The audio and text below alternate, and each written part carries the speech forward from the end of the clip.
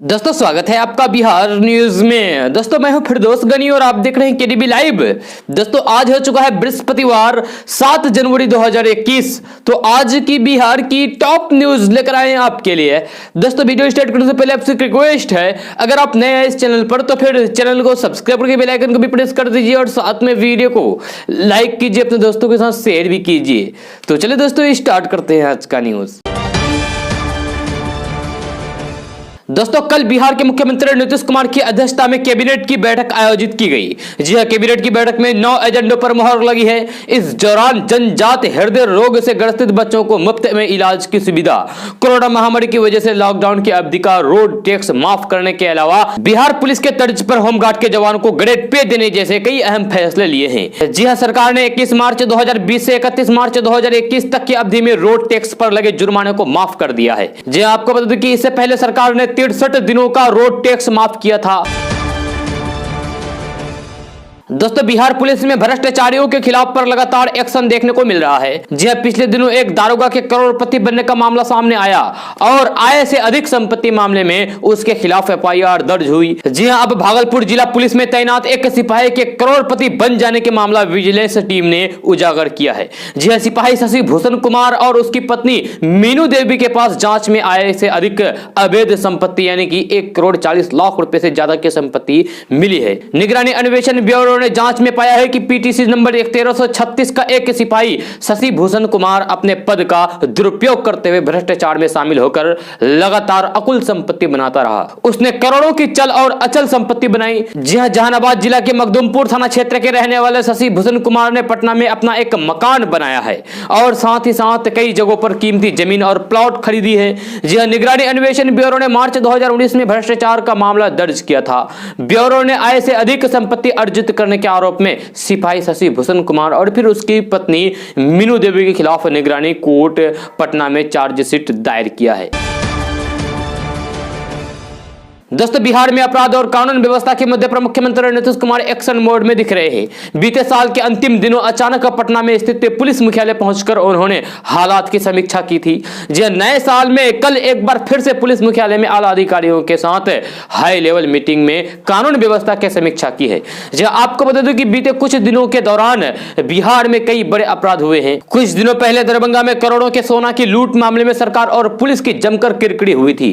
जी बिहार में अपराध को लेकर सत्ताधारी यानी कि एनडीए में सहयोगी बीजेपी की ओर से भी इस आवाज उठने लगी थी। दोस्तों बिहार में कांग्रेस के सामने टूट का खतरा मंडराने लगा है। जी हां, कई विधायक कांग्रेस छोड़ने की तैयारी में हैं। इसको लेकर कांग्रेस नेता भरत सिंह ने स्वीकार किया है कि कांग्रेस के 11 विधायक ने दल छोड़ने का मन बना लिया है। यह वही विधायक है जो पैसे के बल पर टिकट हासिल किए थे। जी हां, टूट के लिए संख्या बल जुटाने के कारण विलंब हो रहा है। जी हां, वहीं भरत सिंह ने कहा है कि वे आला कमान से अपील करते हैं कि वे पार्टी को टूटने से बचाएं। इधर कांग्रेस प्रवक्ता हरखो झा ने कहा है कि पार्टी में टूट की बात बिल्कुल असत्य है, गलत है, ऐसा कुछ भी नहीं है। कांग्रेस के सभी 19 विधायक एकजुट हैं। अब कांग्रेस टूट को लेकर आ रही खबरों पर सत्ताधारी ने निशाना साधा है। जी हां, जेडीयू प्रवक्ता अभिषेक झा ने कहा है कि चुनाव में बिहार की जनता ने कांग्रेस को उसकी हैसियत बता दी है। अब पार्टी के नेताओं को भी वास्तविक स्थिति से एहसास हो रहा है। हम तो पहले से ही कह रहे हैं कि महागठबंधन के कई विधायक इस तरफ आना चाहते हैं। आपको बता दें कि बिहार कांग्रेस में सब कुछ ठीक नहीं चल रहा है। पार्टी के अंदर ही प्रभारी और प्रदेश अध्यक्ष मदन मोहन झा को हटाने की मांग उठ रही है। दोस्तों कांग्रेस के वरिष्ठ नेता तथा मिजोरम के प्रभारी भक्त चरण दास को बिहार का प्रभारी बनाया गया है। जी साथ ही शक्ति सिंह गोहिल के इस्तीफे को स्वीकार कर लिया गया है। जी कांग्रेस महासचिव केसी वेणुगोपाल ने मंगलवार को जानकारी देते हुए बताया कि पार्टी अध्यक्ष सोनिया गांधी ने भक्त चरण दास की नियुक्ति को मंजूरी दे दी है। जी हाँ, मिजोरम के साथ ही उन्हें बिहार का प्रभारी भी सौंपा गया है। वहीं केसी वेणुगोपाल ने बताया कि बिहार के प्रभारी रहे शक्ति सिंह गोहिल ने पद से मुक्त होने का आग्रह किया था और कांग्रेस अध्यक्ष ने स्वीकार कर लिया है। जी हां, साथ ही उन्होंने कहा कि उनकी जगह नया प्रभारी बनाया गया है। शक्ति सिंह गोहिल के पास दिल्ली का प्रभारी रहा है और वे दिल्ली कांग्रेस के प्रभारी भी बने रहेंगे। दोस्तों, कोरोना महामारी के बीच बिहार सरकार ने दूसरे प्रदेशों में बर्ड फ्लू फैलने की सूचना मिलते ही इसको लेकर प्रदेश में अलर्ट जारी किया है। जी हां, पशु एवं मत्स्य संसाधन विभाग ने सभी जिलों के पशुपालन पदाधिकारियों को एहतियातन सभी तैयारी रखने के और सचेत रहने का निर्देश दिया है। जी हां, जिलों को यह भी निर्देश दिया गया है कि कहीं से भी ऐसी कोई भी सूचना प्राप्त होती है तो फिर तत्काल विभाग को बताएं और आवश्यक कदम उठाएं। जी हां, विभाग ने कहा है कि बिहार में कहीं से भी इसकी कोई भी अभी तक सूचना नहीं आई है, पर एहतियातन अलर्ट किया गया है। दोस्तों, महंगाई ने दाल और सब्जियों में सरसों के तेल का स्वाद फीका करके रख दिया है। जी हां, पाम तेल, वनस्पति घी, कच्चे सरसों के तेल की कीमत में वृद्धि ने रसोई के बजट को कम कर दिया है। जी हां, बाजारों में बिकने वाले शॉर्ट ब्रेड और फिर पकौड़ी की लागत में वृद्धि की गई है। जी हां, वही खराब बजट में गृहिणियां काफी परेशान हैं।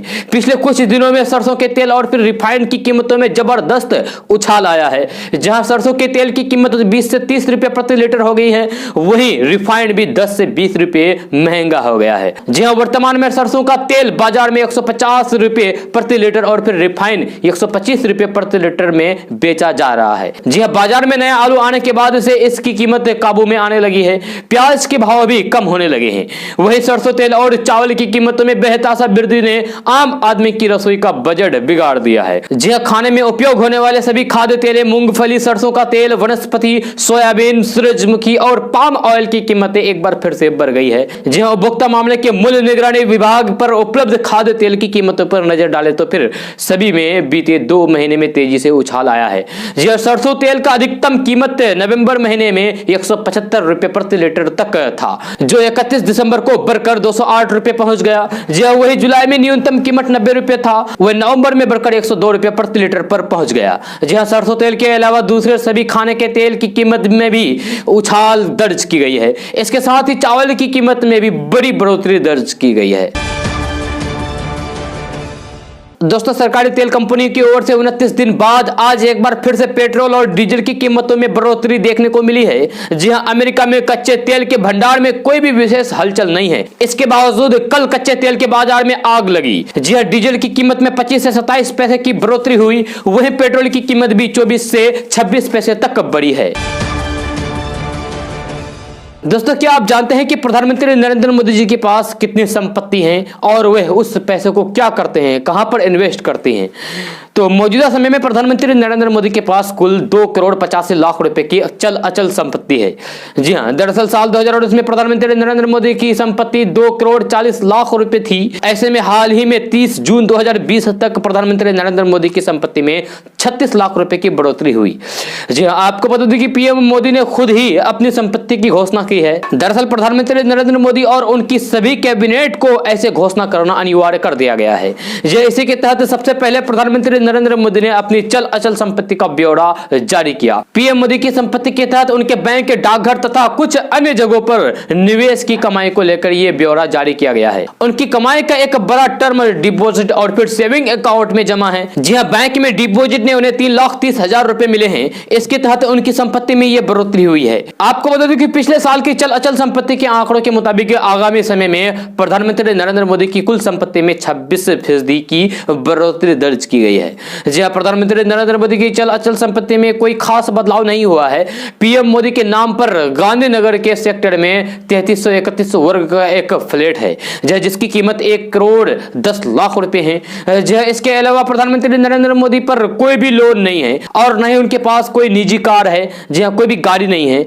बात गोल्ड इन्वेस्टमेंट की करें तो पीएम मोदी के पास गोल्ड के तौर पर कुल 4 अंगूठियां हैं। जी हां, जिसकी कीमत करीब 1,50,000 रुपए है। बिहार के हर एक गांव के जमीन मालिकों का नाम और उनके द्वारा धारित जमीन का ब्यौरा चकबंदी निदेशालय की वेबसाइट पर अब उपलब्ध होगा। बस एक क्लिक पर कोई भी शख्स जान पाएगा कि किसी भी गांव में एक चक का रकबा कितना है और इसका मालिक कौन है। यह चकबंदी पूरा होने के बाद म्यूटेशन सहित राजस्व के सारे काम इसी के जरिए संपादित होंगे और फिर भू अर्जन में भी आंकड़े जुटाने में सरकार को सहूलियत होगी। इसकी जानकारी चकबंदी निदेशालय ने खुद दी है। यह जल्द ही चकबंदी निदेशालय का वेबसाइट बनकर तैयार हो जाएगा। दोस्तों बिहार के मुजफ्फरपुर में नल जल योजना की राशि में गबन का मामला सामने आने के बाद वार्ड सचिव एवं वार्ड सदस्य पर प्राथमिकता दर्ज की गई है। जहां पारू की उस्ती और फिर धरफड़ी पंचायत के वार्ड सचिव और वार्ड सदस्य पर प्राथमिकता दर्ज की गई है। उस्ती पंचायत के वार्ड नंबर 3 और 4, धरफड़ी पंचायत के वार्ड नंबर 1 और फिर बाड़े में नल जल योजना में 4 वार्ड सदस्य और फिर 4 सचिव पर 58 लाख घपले के प्राथमिकी दर्ज की गई है। उस्ती पंचायत के वार्ड नंबर 4 और 3 में नल जल योजना की राशि निकासी के कार्य पूरा किए जाने को लेकर वार्ड सदस्य और वार्ड सचिव पर बीडीओ संजय कुमार सिन्हा ने थाने में प्राथमिकता दर्ज की गई है। दोस्तों सारण जिला के उप महानिरीक्षक के रूप में बिहार का संगम कहे जाने वाले मनु महाराज सोमवार की देर शाम छपरा पहुंचे और पदभार ग्रहण किया। जी हां, छपरा पहुंचकर पदभार ग्रहण करते ही डीआईजी मनु महाराज एक्शन में दिखे। देर रात मनु महाराज छपरा शहर की सड़कों पर पैदल मार्च करते हुए नजर आए, जहां उनके साथ ही पुलिस जवानों की पूरी टीम थी। डीआईजी मनु महाराज के इस एक्शन की पूरी सारण में चर्चा है। फ्लैग मार्च के दौरान डीआईजी मनु महाराज ने कहा कि अपराध और अपराधियों पर लगाम लगाना सर्वोच्च प्राथमिकता होगी। इस दिशा में काम शुरू कर दिया गया है। दोस्तों नीतीश कुमार की सरकार ने बाल हृदय योजना के तहत वैसे बच्चों का मुफ्त इलाज करने का फैसला किया है जिनके दिल छेद हैं। जी हां, सरकार ने यह फैसला 2 दिन पहले लिया है। सरकार का यह फैसला लाखों परिवारों के लिए वरदान साबित हो सकता है जिनके घर के बच्चे इस बीमारी से जूझ रहे हैं। लेकिन सवाल यह है कि सरकार इलाज कैसे कराएगी। बच्चों के दिल में छेद का ऑपरेशन करने वाला बिहार में कोई डॉक्टर ही नहीं है। जी हां, न सरकारी अस्पताल में है और न ही प्राइवेट अस्पताल में है। सवाल यह है कि इलाज कैसे होगा। जी दरअसल बिहार चुनाव से पहले बीजेपी ने अपने चुनावी घोषणा पत्र में यह वादा किया था कि अगर उसकी सरकार बनी तो वे बच्चों के दिल के छेद की बीमारी के मुफ्त इलाज का इंतजाम करेगी। चुनावी घोषणा पत्र के मुताबिक सरकार बनने के बाद बाल हृदय योजना को मंजूरी दे दी गई है। इस योजना के तहत जिन बच्चों के दिल में छेद होगा सरकार उनके इलाज का पूरा खर्च उठाएगी, यानी कि मुफ्त इलाज कराएगी। दोस्तों बेगूसराय में आज अचानक गैस सिलेंडर फटने से कई घरों में भीषण आग लग गई। जी हां, आग लगने से सभी घर में रखे सामान जलकर राख हो गए। जी हां, इस आग लगी में एक बच्चे और एक पुरुष झुलसकर गंभीर रूप से घायल हो गया। जी हां, घटना बछवाड़ा थाना क्षेत्र के चमथा 3 पंचायत वार्ड संख्या 8 की है। बताया जाता है कि अचानक गैस सिलेंडर फट गया जिससे कई घरों में आग लग गई। जी हां, आग लगने के बाद काफी देर तक अफरा तफरी का माहौल उत्पन्न रहा। स्थानीय लोगों ने किसी तरीके से आग बुझाने की कोशिश की, लेकिन आग इतना विकराल रूप ले रखा था कि सभी को अपने चपेट में ले लिया। जी हां, घर में रखे सभी सामान सहित कई कीमती सामान जलकर राख हो गए। इस घटना के बाद परिजनों में कोहराम मचा हुआ है। जहां वही घायल बच्ची और फिर पुरुष को इलाज के लिए एक निजी नर्सिंग होम में भर्ती कराया गया है। फिलहाल काफी मुशक्कत के बाद ग्रामीणों के द्वारा आग पर काबू पाया गया है। दोस्तों भाजपा की पश्चिम बंगाल इकाई के अध्यक्ष दिलीप घोष ने बुधवार को एक बार फिर से मुख्यमंत्री ममता बनर्जी और उनकी पार्टी तृणमूल कांग्रेस पर हमला बोलते हुए कहा कि हार के डर से तृणमूल का ब्रेक फेल हो गया है। जब बुधवार की सुबह पुरुलिया में चाय पर चर्चा कार्यक्रम के दौरान उन्होंने ये बातें कही है। दरअसल मैनागुड़ी के विधायक अनंत देव अधिकारी ने अपने खिलाफ खबर लिखने वाले एक पत्रकार को थप्पड़ मारा था। जी इस संबंध में जब दिलीप घोष से सवाल पूछा गया तो उन्होंने कहा कि तृणमूल कांग्रेस को इस बात का एहसास हो गया है कि वे हारने वाली है, इसी डर से उनका ब्रेक फेल हो गया है। पत्रकार को थप्पड़ मारने के विधायक के बर्ताव की निंदा करते हुए उन्होंने कहा कि अंतिम समय है ना, इसलिए हार के डर से उन्हें समझ में नहीं आ रहा है कि आखिर करे तो करे क्या। दोस्तों लव जिहाद का मामला इन दिनों देश में गरमाया हुआ है। इस संबंध में सुप्रीम कोर्ट में याचिका डाली गई थी। याचिका पर सुनवाई करते हुए सुप्रीम कोर्ट लव जिहाद पर बना कानून की समीक्षा करने पर राजी हो गया। जय कोर्ट ने हालांकि कानून पर रोक लगाने से साफ इनकार कर दिया, तत्काल रोक लगाने से इनकार कर दिया। आपको बता दें कि याचिकाकर्ताओं ने उत्तर प्रदेश में हाल ही में बने लव जिहाद कानून की वैधता को चुनौती देने का काम किया था। सुप्रीम कोर्ट ने इस मामले में उत्तर प्रदेश और उत्तराखंड की सरकार को नोटिस जारी करते हुए 4 हफ्ते में जवाब मांगा है। आपको बता दूं कि लव जिहाद शब्द का इस्तेमाल वैसी शादी के लिए किया जाता है जिसमें कोई मुस्लिम पुरुष धर्मांतरण के इरादे से किसी महिला से शादी कर लेता है। जी हां, इसके साथ ही वह उसका धर्म परिवर्तन कराने का काम करता है। आपको बता दूं कि यह शब्द लव जिहाद कैसे प्रयोग किया गया और यह पहली बार इजाद कब हुआ। तो आपको बता दूं कि साल 2009 में केरल और कर्नाटक के कैथोलिक और हिंदू समूहों ने आरोप लगाया था कि उनके समुदाय की महिलाओं का जबरन इस्लाम में धर्मांतरण कराने का कुछ काम लोग कर रहे हैं। इस वाक़े के बाद लव जिहाद शब्द का पहली बार इस्तेमाल देखने को मिला, यानी कि यूं कहे कि लव जिहाद शब्द का इजाद हुआ। दोस्तों बिहार के स्वास्थ्य विभाग ने नए साल 2021 में स्वास्थ्य कर्मियों की बहाली की कार्रवाई शुरू कर दी है। बिहार के अस्पतालों में 4102 स्टाफ नर्स की बहाली की जाएगी। जी स्वास्थ्य विभाग के तहत संचालित राज्य स्वास्थ्य समिति के माध्यम से संविदा पर स्टाफ नर्स की बहाली की जाएगी। इसके लिए 20 जनवरी 2021 की शाम 6 बजे तक समिति की वेबसाइट पर ऑनलाइन आवेदन मांगे गए हैं। जी आपको बता दें कि बहाली के लिए अधिकतम उम्र सीमा सामान्य वर्ग के लिए 37 वर्ष होनी चाहिए, गैर आरक्षित महिलाओं के लिए 40 वर्ष, पिछड़ा वर्ग एवं अति पिछड़ा वर्ग के और पुरुष और महिलाओं के लिए 40 वर्ष, अनुसूचित जाति एवं अनुसूचित जनजाति के पुरुष और महिलाओं के लिए 42 वर्ष निर्धारित की गई है। दोस्तों मकर संक्रांति के बाद नरेंद्र मोदी मंत्रिमंडल का विस्तार हो सकता है। जब इस पर सरकार और संघ से जुड़े लोग एक्सरसाइज करना भी शुरू कर दिया है। बताया जा रहा है कि मोदी कैबिनेट में बिहार कोटे से भी कुछ नेताओं को शामिल किया जा सकता है। आपको बता दें कि देश में मोदी कैबिनेट 2.0 में साल 2021 का यह पहला विस्तार है। जी हाँ, इंडिया टुडे की रिपोर्ट के अनुसार देश में मोदी कैबिनेट का विस्तार खरमास के बाद हो सकता है। इनमें कई नेताओं को शामिल किया जा सकता है। वही मोदी मंत्रिमंडल में कांग्रेस से ज्योतिरादित्य सिंधिया और फिर मुकुल राय को भी शामिल किया जा सकता है। इतना ही नहीं, मोदी मंत्रिमंडल में बिहार कोटे से भी नेताओं को शामिल किया जा सकता है। मीडिया रिपोर्ट की माने तो बिहार में मोदी मंत्रिमंडल में सहयोगी दल जेडीयू के भी नेता को शामिल किया जाएगा। इसके अलावा बिहार के पूर्व डिप्टी सीएम सुशील कुमार मोदी भी मंत्रिमंडल में शामिल हो सकते हैं। वहीं चर्चा है कि लोजपा के एक नेता को भी मोदी कैबिनेट में शामिल किया जा सकता है। हालांकि जेडीयू के रुख के बाद ही बीजेपी लोजपा को मोदी कैबिनेट में शामिल करेगी।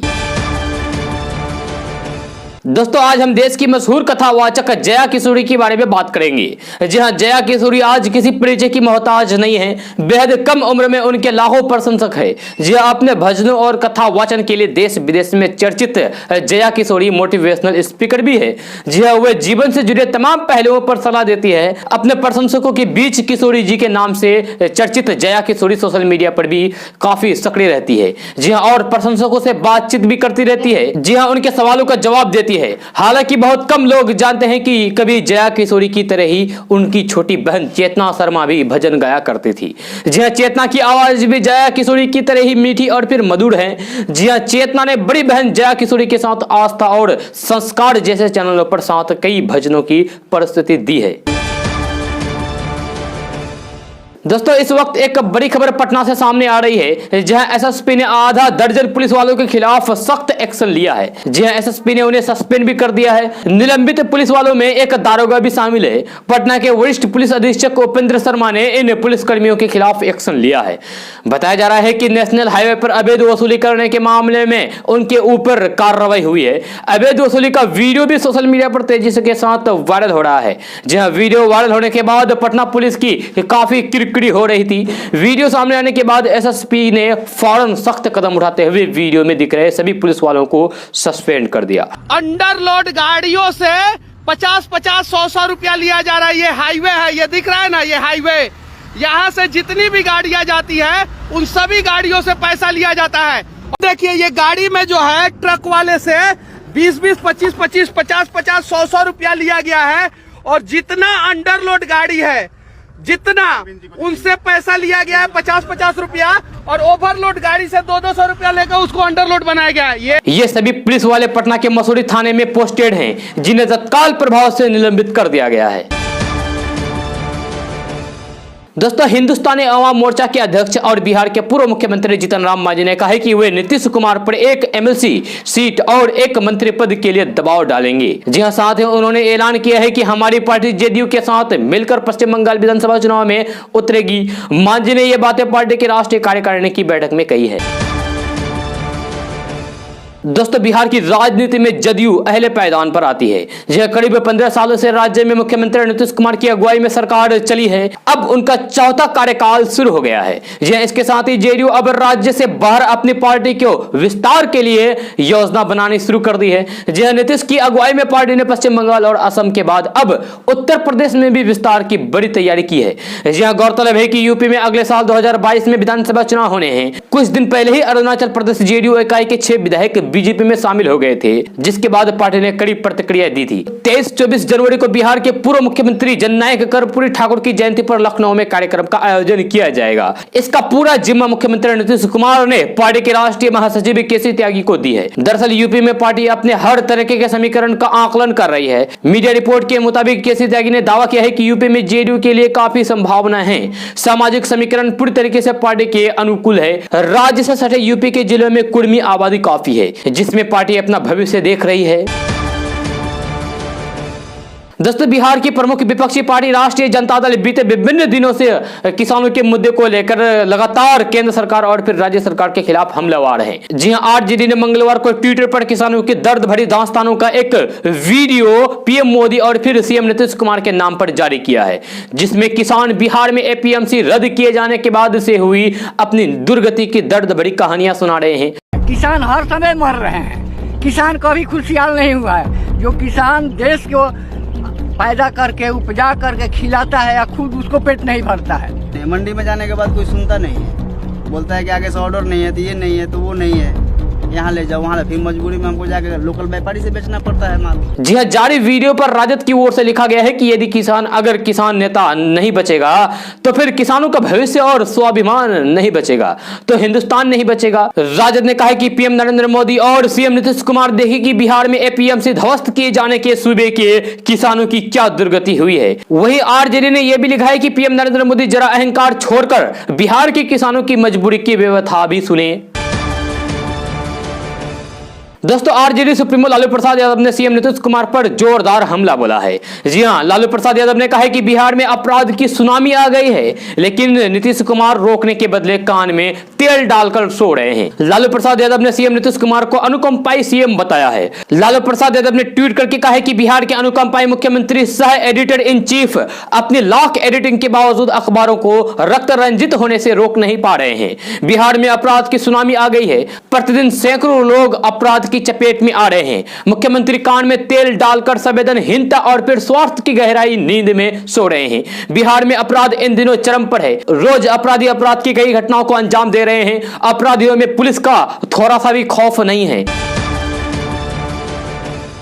दोस्तों, जैसे जैसे पश्चिम बंगाल में चुनाव की तारीख नजदीक आ रही है, वैसे वैसे चुनाव दिलचस्प रुख लेता जा रहा है। जी हां, बीजेपी और ममता बनर्जी के बीच सीधी जंग की तैयारी होती जमीन पर हैदराबाद वाले असदुद्दीन ओवैसी पहुंच चुके हैं। जी हां, ओवैसी का सियासी सितारा इन दिनों बुलंदी पर है और उसी बुलंदी के भरोसे हुए ममता के गढ़ में अपनी ताकत आजमाने का ऐलान कर चुके हैं। जी हां, इस वक्त पश्चिम बंगाल का एक चुनावी पासा मुस्लिम राजनीति की चौसर पर फेंका जा रहा है। पहले तो इस लड़ाई में ममता बनर्जी की टीएमसी और बीजेपी ही थी, लेकिन अब नई एंट्री ऑल इंडिया मजलिस-ए-इत्तेहादुल मुस्लिमीन यानी कि एआईएमआईएम के प्रमुख असदुद्दीन ओवैसी ने ले ली है। जहां रविवार को असदुद्दीन ओवैसी बंगाल गए और फिर वहां से लौट भी गए, लेकिन बंगाल की कई राजनीतिक धुरंधरों की नींद भी हराम कर गए। सत्तारूढ़ तृणमूल कांग्रेस कह रही है कि आते जाते रहते हैं ऐसे लोग, लेकिन वही बीजेपी को लगता है कि ओवैसी जितना जोर लगाएंगे पश्चिम बंगाल में, बीजेपी को उतना ही ज्यादा फायदा होगा। असदुद्दीन ओवैसी अब ममता को मात देंगे, इसलिए ममता की धड़कनें अब बढ़ गई है। दोस्तों, चुनाव आयोग ने बिहार सहित 3 राज्यों में विधानसभा कोटे के विधान परिषद की 15 सीटों के लिए उपचुनाव की घोषणा कर दी है। इस उपचुनाव में बिहार की 2 सीटें शामिल है। चुनाव आयोग के अनुसार उत्तर प्रदेश में 12, बिहार में 2 तथा आंध्र प्रदेश में 1 सीट के लिए आगामी 28 जनवरी को मतदान होगा। जी हां, इसके लिए अधिसूचना 11 जनवरी को जारी की जाएगी। उपचुनाव की प्रक्रिया के दौरान कोरोना संक्रमण से बचाव के लिए गाइडलाइंस का पालन करना अनिवार्य होगा। दोस्तों, 3 दिन पहले पश्चिम बंगाल के हुगली स्थित फुरफुरा शरीफ के मौलाना पीरजादा अब्बास सिद्दीकी से एआईएमआईएम के चीफ असदुद्दीन ओवैसी मिले तो वहां की राजनीति में एक नया सनसनी सी मच गई थी, क्योंकि ये वही मौलाना है जिन्होंने सिंगूर और नंदीग्राम आंदोलन में ममता बनर्जी का साथ देकर लेफ्ट फ्रंट की सरकार को उखाड़ फेंकने में उनकी मदद की थी। लेकिन करीब 28% मुस्लिम आबादी वाले पश्चिम बंगाल में इस समुदाय पर तगड़ी पकड़ रखने वाले सिद्दीकी ही अब ममता बनर्जी को सत्ता से बेदखल करने के लिए कमर कस चुके हैं। हैं। जी हां, इसके लिए वे अकेले असदुद्दीन ओवैसी जैसे मुस्लिम नेता के भरोसे नहीं है, वे कांग्रेस और सीपीएम के भी संपर्क में हैं, क्योंकि उन्होंने हर साल में टीएमसी को हराने के लिए ठान ली है। फुरफुरा शरीफ वाले पीरजादा अब्बास सिद्दीकी आने वाले पश्चिम बंगाल विधानसभा चुनाव में टीएमसी के खिलाफ एक मजबूत गठबंधन बनाने की कोशिश में जुटे हुए हैं। जी हां, इसके लिए एआईएमआईएम के अलावा सीपीएम, कांग्रेस के साथ ही कई दलित, आदिवासी और मटुआ संगठन भी बातचीत कर रहे हैं। दोस्तों, झारखंड के आदिवासी समुदाय अपने अलग धर्म की मांग को लेकर एक बार फिर से मुखर हैं। जी हां, झारखंड दिसोम पार्टी के नेतृत्व में आदिवासी समुदाय के लोगों ने मंगलवार को सरना धर्म कोड लागू करने की मांग की है। हालांकि राज्य में सत्ता में आते ही हेमंत सोरेन सरकार ने विधानसभा चुनाव में सरना आदिवासी धर्म कोड बिल सर्वसम्मति से पास करके केंद्र सरकार को भेजा था। जी हां, झारखंड सरकार ने कहा था कि इसके जरिए आदिवासियों की संस्कृति और धार्मिक आजादी की रक्षा की जा सकेगी, लेकिन केंद्र सरकार ने अभी तक इसे मंजूरी नहीं दी है। झारखंड पार्टी के प्रमुख सालखन सोरेन का कहना है कि साल 2021 में होने वाले जनगणना में सरना धर्म कोड को लागू किया जाए। इससे झारखंड, बिहार, पश्चिम बंगाल और ओडिशा के आदिवासियों को एक अलग धर्म की पहचान मिल पाएगी। झारखंड के सरना आदिवासी इस मांग को लेकर सालों से संघर्ष कर रहे हैं। जी हां, वे मांग कर रहे हैं कि जनगणना में उनके आगे हिंदू ना लिखा जाए। हिंदू धर्म से उसे कोई लेना देना नहीं है और उनका धर्म सरना धर्म है। इस समुदाय के लोग छोटा नागपुर क्षेत्र में रहते हैं। जी हां, हेमंत सोरेन खुद सरना समुदाय से आते हैं। दरअसल मुख्यमंत्री हेमंत सोरेन ने सरना आदिवासी धर्म कोड का प्रस्ताव झारखंड विधानसभा से पारित करके केंद्र के पाले में डाल दिया है। जी अब इसे अमली जमा पहनाने और फिर इसे लागू करने का काम केंद्र सरकार के पास है। केंद्र की मंजूरी के बाद ही सरना धर्म कोड को चुनने का अधिकार जनगणना में आदिवासियों को मिल सकेगा। दोस्तों, केंद्र सरकार के नए कृषि कानूनों के विरोध में किसानों का आंदोलन बुधवार को भी जारी रहा। जी और किसानों की बृहस्पतिवार को ट्रैक्टर रैली यानी कि आज ट्रैक्टर रैली निकालने की योजना है। जी हां, भारत किसान यूनियन भानु के प्रदेश उपाध्यक्ष डॉक्टर तरुण भारद्वाज ने बताया कि नए कृषि कानूनों के विरोध में किसान गुरुवार को ट्रैक्टर रैली निकालेंगे। उन्होंने बताया कि किसान आज चिल्ला बॉर्डर से ट्रैक्टर रैली निकालते हुए गाजीपुर बॉर्डर पर चल रहे धरना स्थल पर पहुंचेंगे। दोस्तों, बीजेपी विधायक ने सीएम नीतीश कुमार के विकास पर ही सवाल खड़ा कर दिया है। जी हां, नीतीश कुमार के सरकार में सहयोगी पार्टी भाजपा के विधायक ने ही सीएम नीतीश कुमार के ड्रीम प्रोजेक्ट में से एक नल जल योजना को बेकार बता दिया। जी हां, उन्होंने कहा कि नल जल योजना की पानी का इस्तेमाल मालूम में किस में इस्तेमाल किया जाता है? भैंस धोने का काम आता है। जी हां, उन्होंने कहा कि नल जल योजना के पानी का इस्तेमाल भैंस धोने में काम आता है। नल जल योजना सीएम नीतीश कुमार का ड्रीम प्रोजेक्ट है, लेकिन इस पर सीतामढ़ी जिले के बातनाहा विधानसभा के विधायक अनिल कुमार ने सवाल खड़ा कर दिया है। उन्होंने कहा कि नल जल योजना के पानी का इस्तेमाल भैंस धोने में होता है। उन्होंने कहा कि उन्हें नहीं लगता है कि इस पानी को कोई भी पीता भी होगा या फिर पीने का योग्य समझता होगा। दोस्तों, बिहार में 3 बहुराष्ट्रीय कंपनियां 886 करोड़ रुपए का निवेश करेगी। जी राज्य सरकार ने आईटीसी, ब्रिटानिया इंडस्ट्रीज और भगवती फूड्स प्राइवेट लिमिटेड को इकाई स्थापित करने और फिर विस्तार के लिए भूमि आवंटित कर दी है। इसमें आईटीसी और भगवती फूड्स खाद्य प्रसंस्करण इकाई स्थापित करेगी, वही ब्रिटानिया बिस्किट बनाएगा। इन तीनों कंपनियों में करीब 1300 लोगों को रोजगार मिलेगा। जी मुख्यमंत्री नीतीश कुमार की 7 निश्चय योजना पार्ट 2 में उद्योग धंधों पर फोकस रखते हुए उच्च प्राथमिकता में रखा गया है। खासकर नए निवेशकों को लाने पर जोर है। इस क्रम में मंगलवार को एक महत्वपूर्ण कदम बढ़ाया गया है। राज्य सरकार ने आईटीसी, ब्रिटानिया इंडस्ट्रीज और भगवती फूड्स प्राइवेट लिमिटेड को इकाई स्थापित करने और फिर विस्तार के लिए भूमि आवंटित कर दी है। दोस्तों, केंद्र सरकार ने तीनों कृषि कानूनों को रद्द करने और फिर बिजली बिल 2020 वापस लेने की मांग को लेकर अखिल भारतीय किसान महासभा और फिर भाकपा माले ने मंगलवार को कई जिलों में अनिश्चितकालीन धरने की शुरुआत कर दी है। जी हां, पटना में इसकी शुरुआत बुधवार को हुई है। जी हां, संग्रहण की मांगों में स्वामीनाथन आयोग की अनुशंसाओं को लागू करते हुए सभी फसलों की न्यूनतम समर्थन मूल्य पर यानी कि एमएसपी पर खरीद की गारंटी करने और फिर बिहार में 2006 में खत्म कर दिए गए मंडी व्यवस्था को फिर से चालू करना भी शामिल है। जी माले के कार्यकर्ता सचिव कुमार परवेज ने बताया कि धरने में महासभा के राज्य सचिव रामाधर सिंह, माले विधायक सुदामा प्रसाद, राज्य सचिव उमेश सिंह और पटना जिला के सचिव कृपा नारायण सिंह सहित वरिष्ठ नेतागण भाग लिया। इसके अलावा अलग अलग जिलों में किसानों के साथ माले के सभी विधायक भी धरने पर बैठ गए हैं। कई जगहों पर किसानों के धरने पर बैठने से पहले मार्च करके अपनी मांगों के समर्थन में लोगों का साथ आने का आह्वान किया है। दोस्तों आज का न्यूज बस यहाँ तक। कैसा लगा जरूर अपना सुझाव दीजिएगा नीचे कमेंट बॉक्स में कमेंट करके। अगर आप नए हैं इस चैनल पर तो फिर चैनल को सब्सक्राइब करके बेल आइकन को भी प्रेस कर दीजिए और साथ में वीडियो को लाइक कीजिए, अपने दोस्तों के साथ शेयर भी कीजिए। तो चलिए दोस्तों फिर मिलते हैं अगले वीडियो में। जय हिंद, जय बिहार।